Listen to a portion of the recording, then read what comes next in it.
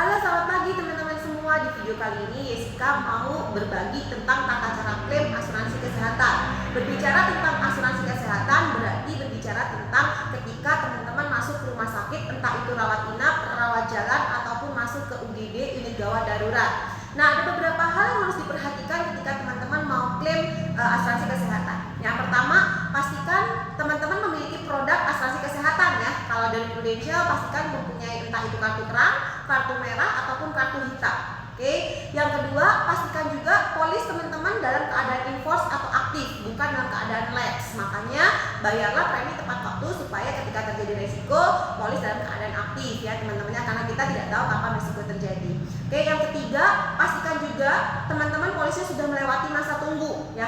Ada beberapa masa tunggu untuk penyakit-penyakit tertentu. Untuk penyakit biasa-biasa yang disebabkan bakteri atau virus, itu masa tunggunya hanya 30 hari. Untuk kecelakaan tidak ada masa tunggu, untuk kanker masa tunggunya 90 hari, dan untuk 18 jenis penyakit masa tunggunya 12 bulan. Contohnya diabetes, darah tinggi, jantung, segala jenis benjolan, itu masa tunggunya 12 bulan. So, pastikan sudah melewati masa tunggu. Jadi kalau teman-teman memang sudah ada duitnya dan tidak ada kesulitan keuangan, segera jangan ditunda-tunda beli asuransi, karena kita berlomba dengan masa tunggu, entah resiko yang datang duluan atau masa tunggu yang sudah terlewati.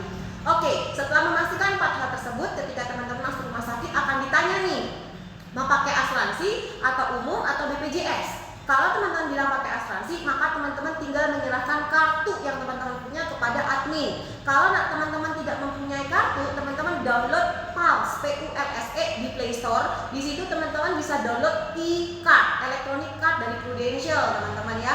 Lebih lanjutnya silakan tanya kepada tenaga pemasar ya. Jadi udah nggak perlu lagi pakai bawa-bawa kartu. Kalau handphone kan selalu bawa nih, jadi bisa tinggal tunjukin e-card atau bisa sistem barcoding teman-teman di situ.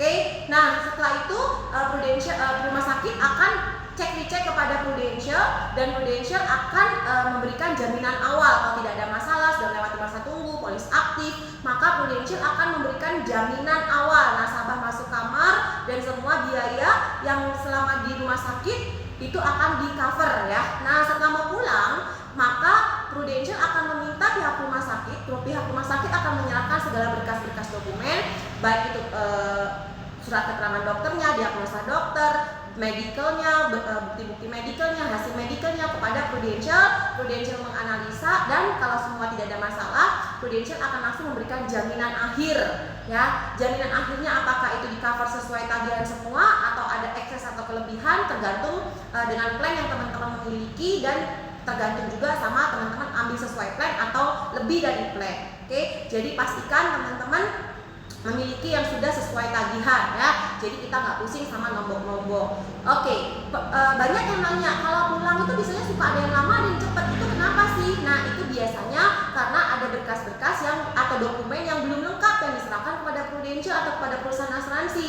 Nah, makanya kadang ada tuh nunggu tanda tangan dokter atau diagnosa dokter tapi dokternya lagi operasi atau lagi ketemu pasien. Nah, kita biasanya pihak Prudential itu menunggu. Nah, teman-teman nggak usah dibawa baper, tinggal tunggu aja, minta ke tenaga pemasar untuk di follow up ya. Sekarang nggak perlu pusing harus ada tenaga pemasar di samping, teman-teman semua hanya by phone, by WhatsApp. Tenaga pemasar teman-teman bisa mengakses ke Prudential bagian klaim itu melalui WhatsApp. Oke, jadi nggak perlu lagi harus tenaga pemasarnya tuh harus ada di sampingnya, itu nggak perlu ya teman-teman ya. Jadi semua by digital. Oke, nah untuk proses reimbursement, kalau proses reimbursement maka teman-teman kumpulkan semua surat keterangan dokter, biaya-biayanya, billingnya semua lengkap, lalu masukin ke isi formulir klaim ya, minta ke tenaga pemasar atau minta ke tenaga pemasar dimanapun pasti akan dikasih formulir klaim. Nanti diserahkan kepada Prudential, Prudential akan cek-cek, dan setelah nggak ada pendingan, semua berkas lengkap, dokumen lengkap, maka semua akan ditransfer ke rekening nasabah.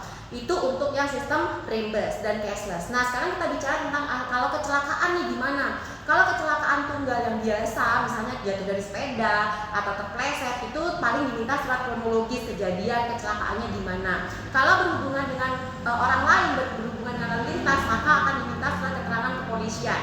Karena itu pastikan tidak melanggar hukum, mempunyai SIM, pakai helm, dan tidak melanggar aturan lalu lintas. Karena kalau melanggar hukum tidak akan di cover. Tentunya masih ingat kan dengan kejadian anak musisi terkenal. Nah, itu yang harus teman-teman perhatikan. Kurang lebih itu aja tata cara klaim asuransi kesehatan.